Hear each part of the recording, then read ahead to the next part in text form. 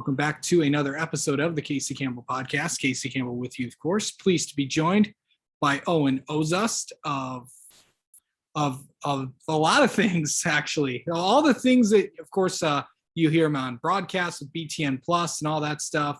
Of course, he also does some stuff with Impact, if I'm not mistaken. Yeah, lots of stuff. How you doing, buddy? I'm doing good. Yeah, I mean, I guess, yeah, I never thought about that, of whatever event I'm at and then whatever organization I'm with, because I'm pretty much at every sporting event covering something for someone pretty much. But yeah. You wouldn't trade it for the world, wouldn't you? No, absolutely not. No, it's awesome being at every event. I want to work more events too. I mean, got to work so many cool events to this point. Just this year alone kind of feels like my freshman year, because last year of COVID and everything, couldn't do all the same stuff that I've been doing this year, but I'll take it either way. Yeah.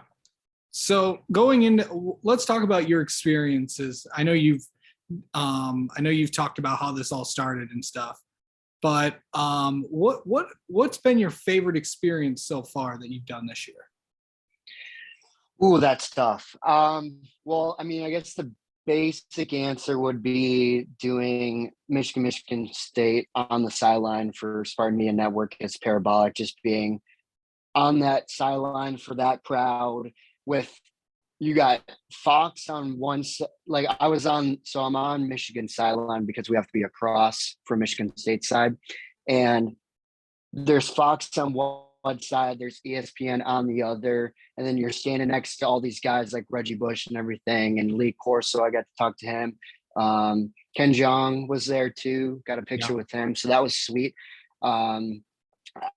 There's so many cool events and everything for actually broadcasting. That's really tough too. There's Jam Janison for volleyball is cool. I'm trying to think, because I've been to so many sporting events, they all just sort of blur together at this point. Got to produce the Peach Bowl. That was really cool.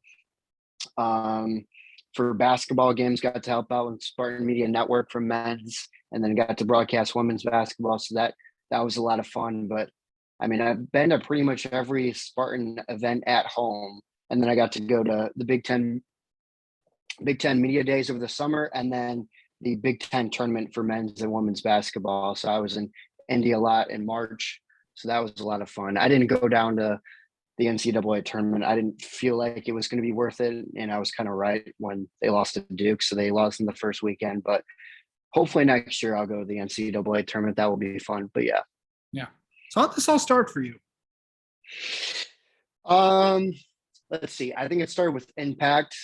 I forget how I found out about Impact, but I remember I talked to Eric Bach and everything. I wanted to get involved.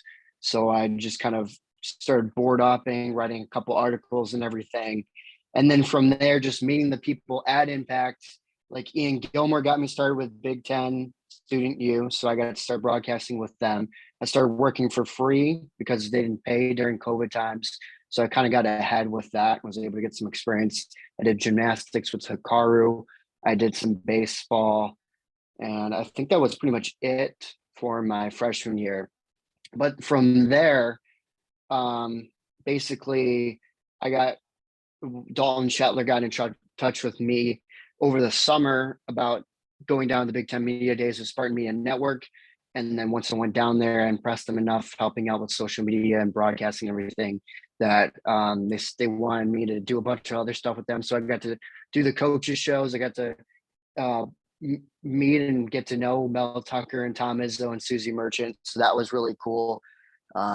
There's such awesome people, and just everyone at Michigan State is really fantastic. Like I haven't had a problem with anyone.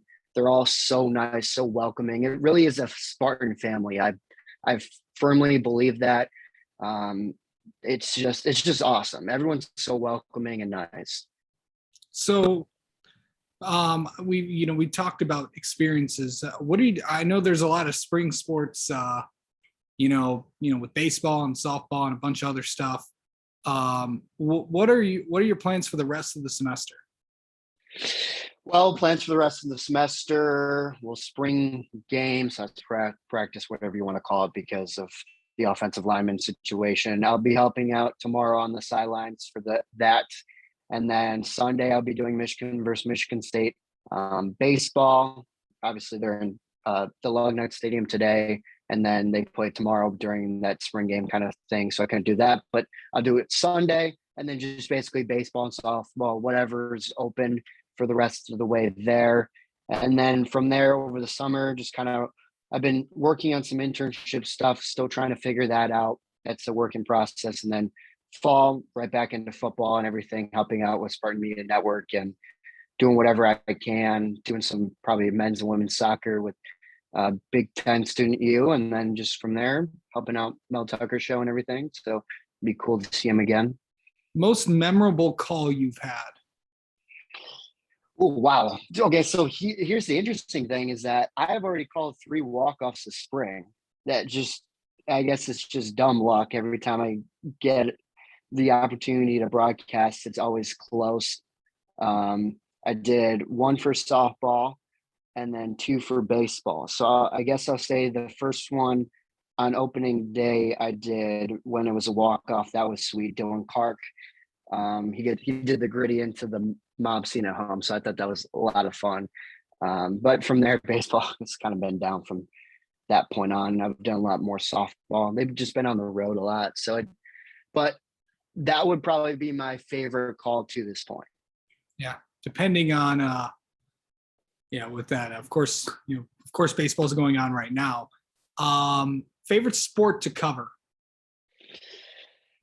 Besides football, because that's the easiest one. Okay. I've already asked like what was coolest person you've met? See, that's tough too. I'll go back to your last question. Okay, so I'm gonna discount men's basketball and football. I'm gonna say gymnastics because they had such a fun team this year. It was a lot of fun. Like before the meets, I would talk to the coaches over the phone. They gave me a lot of really good information. I was able to work with Abby Larson, and we brought in a MSU's former gymnast for their final meet. So I got to broadcast their record-breaking meet. That was also senior day, which they ended up breaking the record over and over again from that point on. But it was still really cool to do gymnastics. I thought that was really cool. I grew up in a hockey family, so it's a lot of fun to broadcast hockey games. But besides that, just obviously covering football and men's basketball is so much fun, especially with the seasons we had. And then back to your other question, coolest person I met this year. Well, I got to work with, because I'm a runner for Fox for Lions games. So I got to work with Pam Oliver. We had a really nice conversation with Troy Aikman. I've had a few conversations with Lee Corso, Chris Myers. I got to hear about how he got started in broadcasting. Yep, Chris Myers, good dude. He's a really good dude. There's so many nice people. Coolest person. Well, I mean, seeing Ken Jong, I guess, Michigan versus Michigan State game. I was talking to him a little bit. I remember when Jaden Reed had that, I guess, controversial at the time 2-point conversion where he got ripped out of his hands, but he still had possession. I turned around, I asked Ken, did you think he caught it? And he's like, oh, I didn't even know they were looking at it. So it didn't seem like he knew too much about football, but he's still a really nice guy. So that was cool, just him from Hollywood and stuff like that. But I met a lot of cool people and I've got to interact with them and knowing them too. Obviously, Mel Tucker and Tom Izzo have been fantastic with me and they recognize me, which is awesome. I got to stand next to Tucker at the men's basketball game. I think it was versus Purdue. I might be mistaking that one. It was one of the games, and I got to stand right next to him. He looks over at me, and he instantly recognized me. What's up, man? And then he dapped me up, and then we talked for a little bit. So that's pretty cool. That I guess I get to know him now and everything. We get to talk about random stuff. But yeah. What's the biggest thing that you've seen yourself the last year and like improvement in like what you do, like broadcasting or something like that?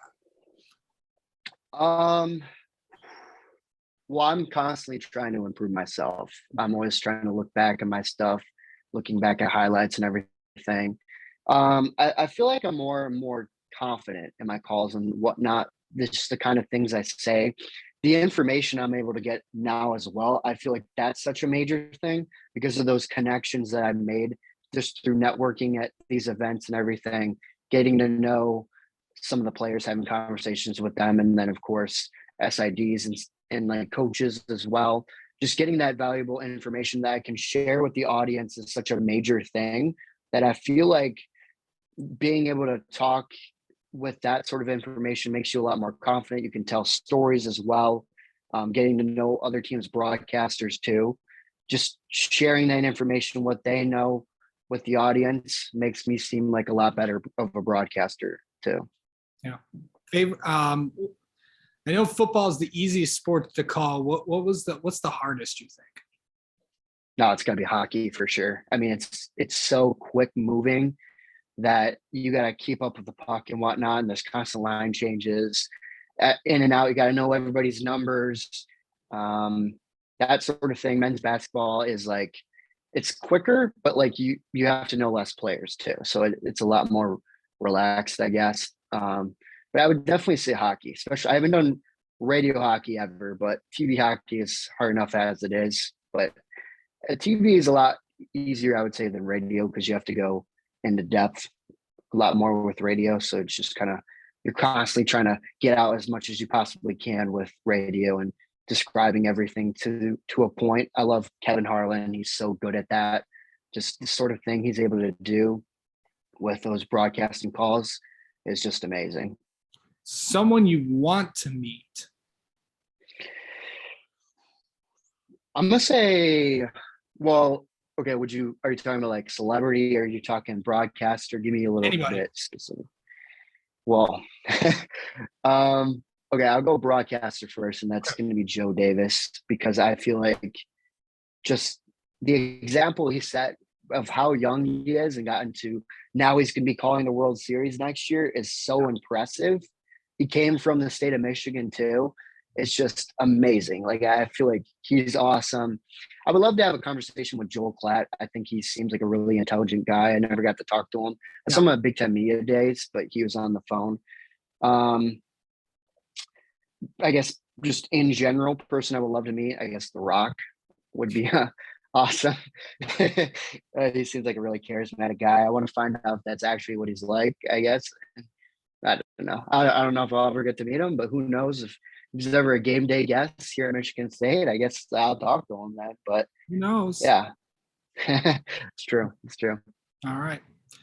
Well, Owen, thanks so much for coming on and talking with us, and good luck. We'll have you on again sometime.